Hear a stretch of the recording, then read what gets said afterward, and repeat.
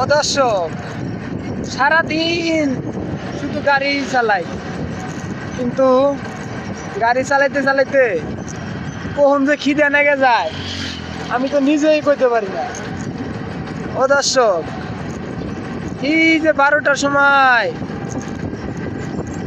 কামালপুর বাজারে আইছিলাম, কামালপুর বাজার থেকে একটু বক্সিগঞ্জ বাজারে আইছি আমরা সাইকেলের কিছু মাল চামা নিতে। ও দর্শক, আমরা মনে করেন যারা যারা যে অটো গাড়ির ড্রাইভার আছেন যারা, আচ্ছা তারা কি 3 বেলা বাসায় কি ভাত খাইতে পারেন? আমার তো মনে হয় 3 বেলা আপনারা খাইতে পারেন না। কারণ কে জানেন ভাই? যাদের রাস্তার লাগে যাদের বাড়ি, ঠিক আছে, এরা কিন্তু খাওয়ার সময় পায় না। দেখা যায় মনে করেন বাসায় যাবো, রাস্তায় অভিতে আছে যাত্রী, অভিনিয়া নামাতে আসে নাকি। দর্শক, আজকে 12টার সময় মনে করেন কামালপুর বাজারে আইছিলাম, 2টা যাত্রী নিয়েছিলাম।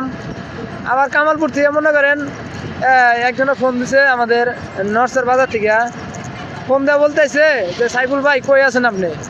তাহলে আমি আসছিলাম তো কামালপুর বাজারে গাড়ি নিয়ে। তো দর্শক, তারপরে সে বললো যে তাহলে এক কাম করো, বক্সিগঞ্জ বাজারে যাও, বক্সিগঞ্জ বাজারে যা কিছু মাল সামান নিয়ে এসো। আমি জিগেলাম যে কিসের মাল সামান নিয়ে আসমু, কোন জায়গা তো নিয়ে আসমু, কি দোকানের নাম? সে বলল যে বক্সিগঞ্জ মালিবাগ রোডে যাইয়া ওই জায়গায় আমারে ফোন ধরে দিবা, আমি সব করাই দিমনি। তো দর্শক, আমার যে গাড়িটা, এটা কিন্তু বড় এক গাড়ি, এটা বড় অটো, ঠিক আছে। আমি আপনাদের পিছনে দেখতে পাচ্ছি না, কারণ এক হাতে মোবাইল ধরছি, আর এক হাত দিয়ে আমি স্টার্টিংটা ধরে হয়েছি। তো রাস্তায় প্রচণ্ড পরিমাণ গাড়ি, তার কারণে আমি পিছনে দেখাইতে পারলাম না। আমরা মনে করেন যারা অটো চালক আছি তারা অবশ্যই রাস্তায় সাবধানে গাড়ি চালাবেন আপনারা, ঠিক আছে। কারণ দেখা যায় কখন দুর্ঘটনা ঘটে, কারণ এটা কেউ জানে না, একমাত্র আল্লাহ মাহবুব ছাড়া।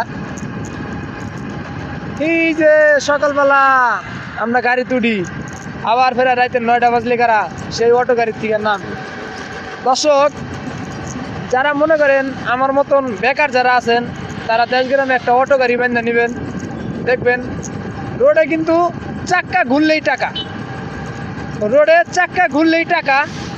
আপনি যেদিকে যান সেদিকেই মনে করেন যাত্রী পাবেন, কারণ এটা তো দেশগ্রাম পল্লী এলাকা মনে করেন, ঠিক আছে। এই জায়গায় যাত্রীর অভাব নাই।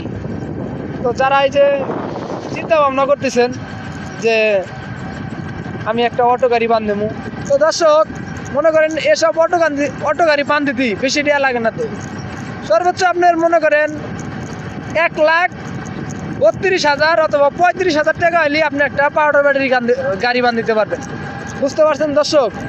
দেখেন আমি কিন্তু একজন অটো গাড়ির ড্রাইভার।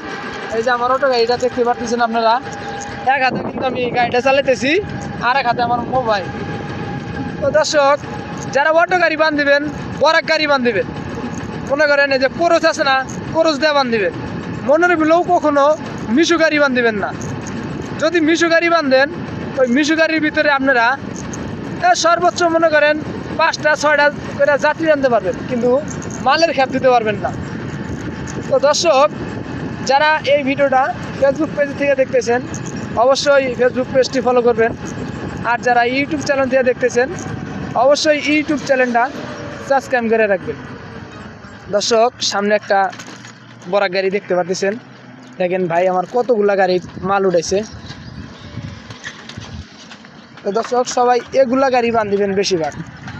যারা মানে মালের খাপ দিতে চান তারা অবশ্যই এটি মনে করেন বড় গাড়ি বান্ধিবেন। তো দর্শক, সবাই ভালো থাকবেন, সুস্থ থাকবেন। আল্লাহ হাফেজ। দেখা হইতেছে আপনাদের সাথে নতুন একটি ভিডিওর সাথে।